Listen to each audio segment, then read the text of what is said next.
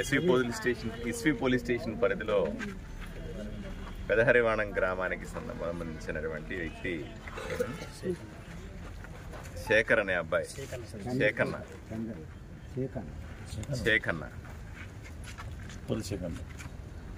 ఇస్వి police స్టేషన్కి సంబంధించిన పెదహరివాణంకు సంబంధించినటువంటి వ్యక్తి శేఖన్న నిన్న రాత్రి హత్యకు గురైనాడు. చాలా దారుణమైన విషయం ఇది. ఆదోనిలో ఇటువంటి కార్యక్రమాలు లేవు అసలు. ఇటువంటి ఫ్యాక్షన్ రాజకీయాలు కానీ, లేదా ఫ్యాక్షన్ సంబంధించిన గొడవలు కానీ, లేదా వ్యక్తుల్ని చంపుకునేటువంటి రాజకీయాలు కానీ, పరిస్థితులు కానీ లేవు. మరి ఎందువల్ల ఇలా జరిగిందో తెలియదు. పోలీసులు కేసు రిజిస్టర్ చేసి దర్యాప్తు చేస్తూ ఉన్నారు. బృందంగా విడిపోయి ఇన్వెస్టిగేట్ చేస్తున్నామంటున్నారు. త్వరలో అన్నీ బయటికి వస్తాయి. ఒక 2 రోజుల్లో ఈరోజు పోస్ట్ మార్టం కోసం హాస్పిటల్ తీసుకొచ్చారు. అందుకని చూడడానికి వచ్చాను.